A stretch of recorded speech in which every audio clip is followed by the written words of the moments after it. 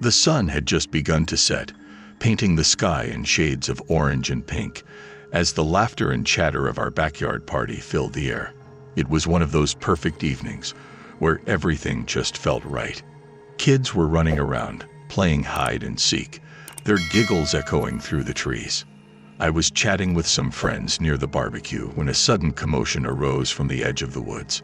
The children came bursting out of the trees, their faces a mix of excitement and fear, shouting about something they'd seen in the woods. My heart raced, a mix of concern and curiosity stirring within me.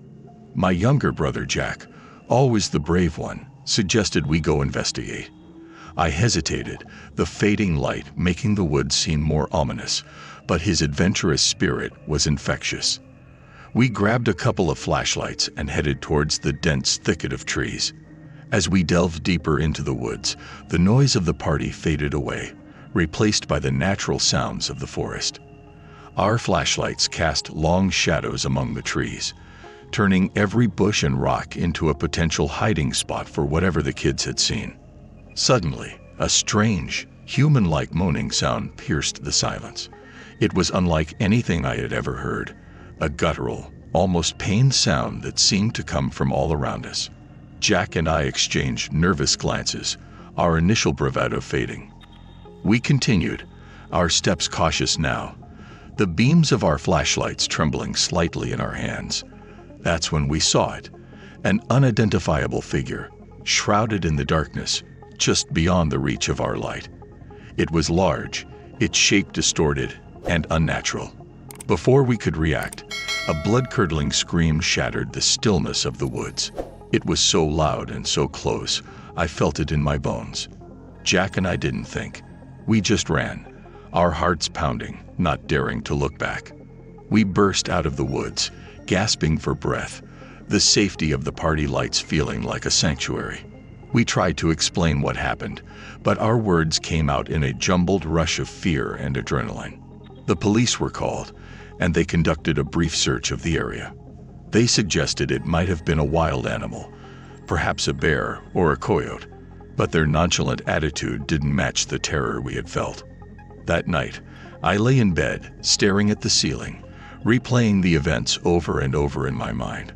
Sleep was elusive, the image of the figure and the sound of that scream haunting me. The next day, Jack and I went back to the woods, in the daylight this time. We found nothing out of the ordinary, no tracks or signs of any animal or person. It was as if the forest had swallowed whatever we had encountered.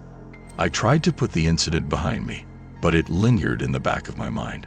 Friends and family suggested it was our imagination, a trick of the shadows and sounds of the forest. But the more I thought about it, the less I believed that.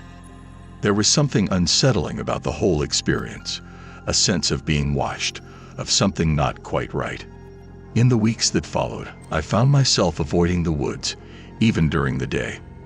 There was a feeling of unease that I couldn't shake, a sense of dread that washed over me whenever I looked at the trees. Rumors began to circulate in our small town, stories of strange noises and sightings in the woods. Some people spoke of an old legend, a tale of a creature that lived in the forest, but I tried not to listen. Yet, every now and then, when the house was quiet, I could almost hear that strange moaning sound, like a distant echo in my mind. It was probably just my imagination, but it felt all too real. Jack and I talked about it occasionally, but we never really found any answers. The incident became a sort of unsolved mystery, a story we would tell with a mix of fear and wonder. As time passed, the terror of that night faded, replaced by a sort of uneasy acceptance. We had encountered something unexplainable, something that defied logic and reason. I learned to live with the mystery, to accept that some things just can't be explained. But deep down, I always wondered, what did we see in the woods that night? And then one evening, as I was walking past the woods, I heard it again. The moaning sound, faint but unmistakable. I froze, a chill running down my spine. I didn't go into the woods. I just stood there, listening. The sound faded away, and I was left standing in the growing darkness, a sense of unease settling over me. I knew then that whatever we had encountered wasn't just a figment of our imagination. It was real, and it was still out there. I walked back to the house, the questions and fears resurfacing in my mind. The mystery of the woods remained unsolved, a haunting reminder of the night when our playful adventure turned into a terrifying encounter.